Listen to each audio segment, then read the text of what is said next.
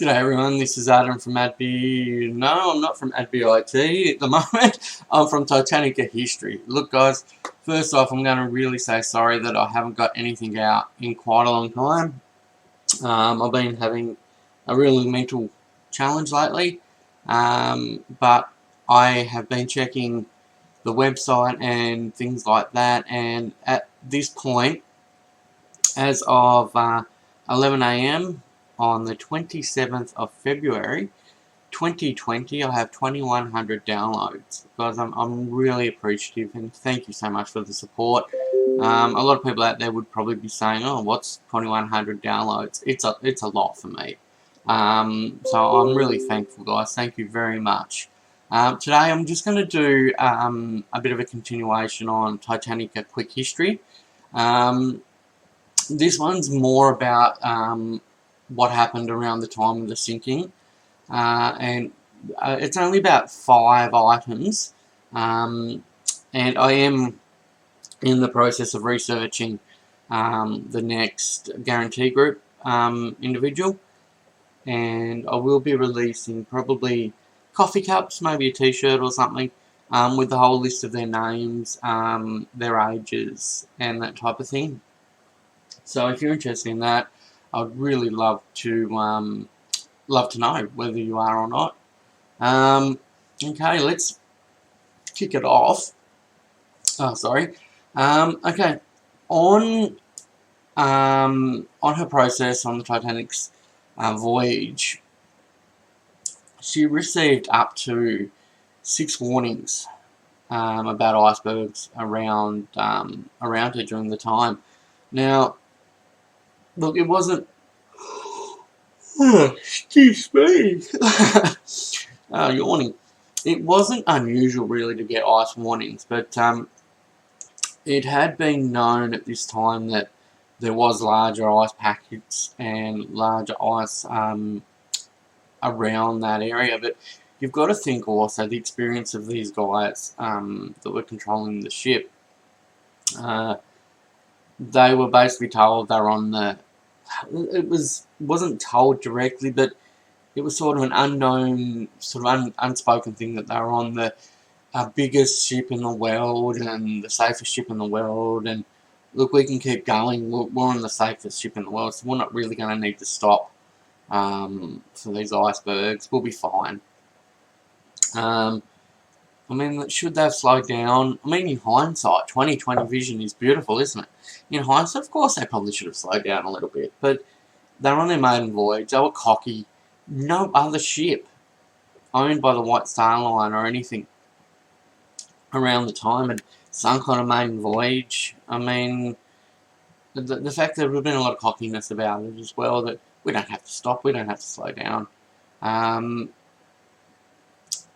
Was it sort of misconduct on the part of the officers in charge, Captain Smith, that they didn't slow down?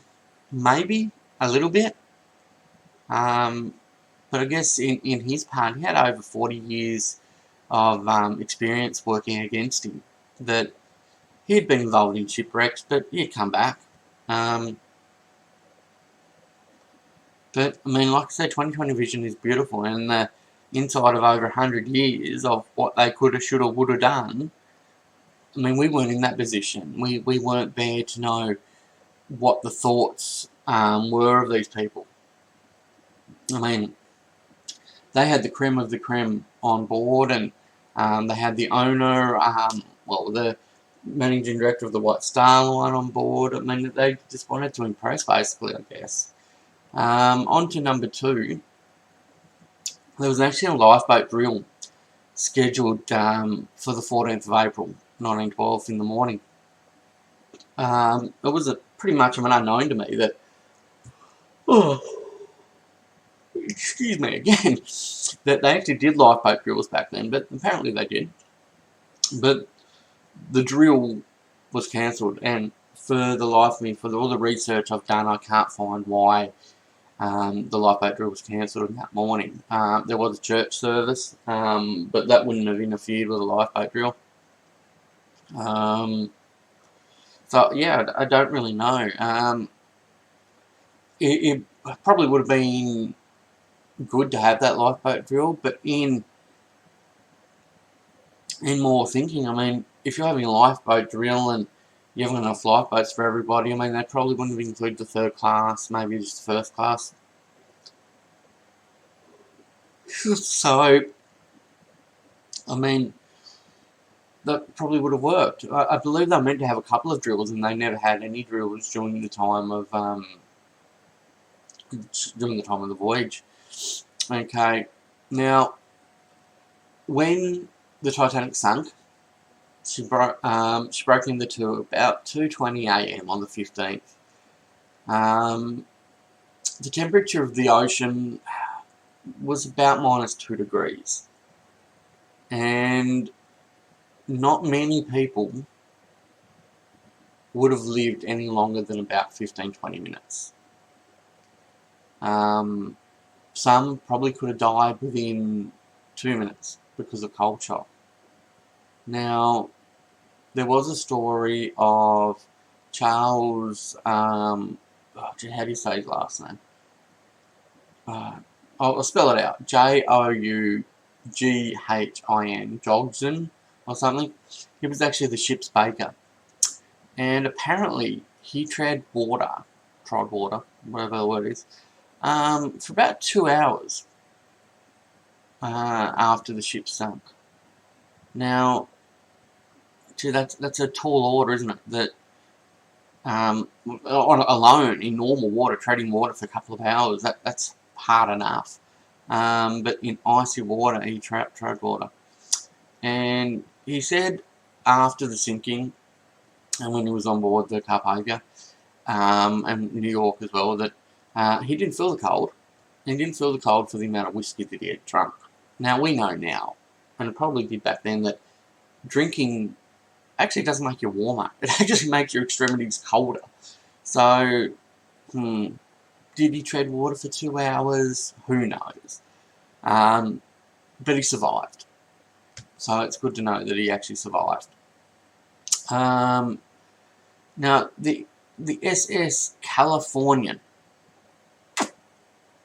she was criticised a lot for ignoring signals that she did admit to seeing from the Titanic. Now, I don't know, look, this ship was a lot smaller. Yes, she was about 14 to 20 miles away, apparently. Captain Lord of the Carpathia was asleep at the time. Her wireless was turned off. She only had one wireless operator. They did see signal flares, but each company had different colour signal flares for situations. Red was an indicator of distress. I think that was pretty widely used for distress, but Titanic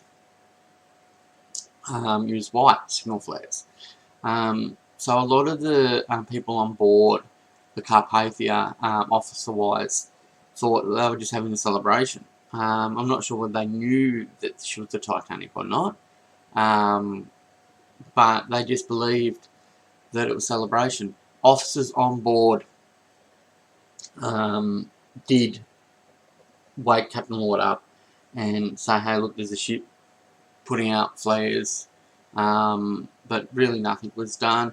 I believe he said something along the lines of, we'll check the wireless in the morning or something like that. And of course the Titanic had sunk about that time.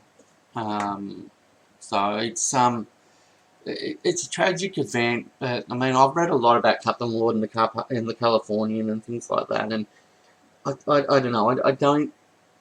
It would be great if he would have been able to get the Californian over the Titanic and get everyone off.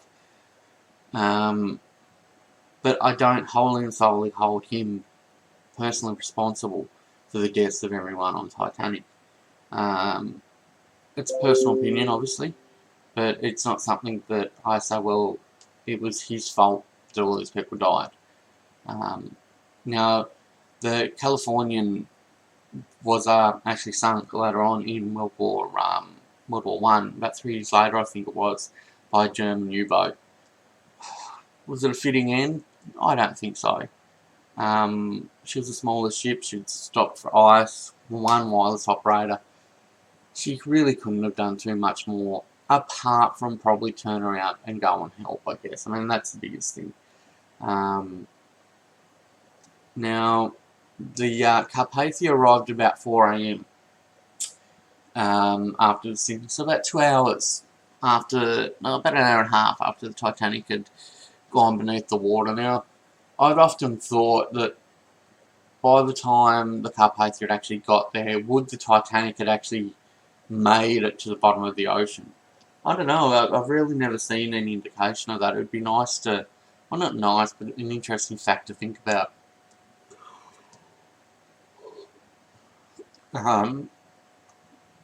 Now, apparently, when they actually got to Pier 54 in New York,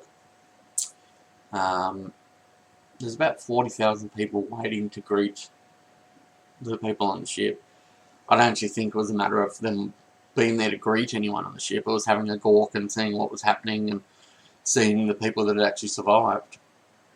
After the Carpathia had actually offloaded all its passengers and the Titanic survivors and the lifeboats, life vests and things like that, she actually then set off to complete the rest of the journey. Now, out of the 1,523 individuals that lost their lives on the Titanic, there was only around 306 bodies that were ever recovered. And that's a lot of bodies that were never recovered from the wreck of the Titanic. I mean, it was over 1,000. I mean, you're looking at 1,200 odd bodies that were never, ever discovered. For those that don't consider the Titanic a gravesite and don't think that people are resting down there, I'm sorry, I'm going to say it, it's absolutely absurd that that's thought of. There's, whether some bodies drifted off, whether they didn't, there were people trapped inside that ship. I mean, you've got to think, there would have been over 500 odd people trapped easily inside the Titanic. So whether we're seeing the bodies right now on the bottom of the ocean, on the decks, in the rooms that we've gone into when people have been down there, there were people, women, children, men, families, that died in that ship and are still resting inside the tomb of the Titanic. I mean, it's sad to think that people think it's just a cash cow to go down and rip up our artifacts and bring them up and put them on display and charge people to go see them. Now, look, if you're bringing up those artifacts to put on display and show to the world, don't charge people to go see them. Ask for donations, great, but don't charge people to go see them. Let people take in the history of what was and is Titanic. Now, there was a lot of stuff laying around the wreck site when they got there. I mean, you've got the deck chairs and probably life vests and anything that would float was around that, and they picked up a lot of that, including deck chairs and anything like that. And those things are now in maritime museums around the world. Guys, that's pretty much it for today, and I'd love to know any feedback that you do have for me. I do have a Patreon page, guys, and I'd love any support that you can offer. Give me 5 stars if you can, if you're listening on iTunes and all those sort of things, and I'll try to get more stuff out as soon as I can. But thank you very much for your support. I really do appreciate it.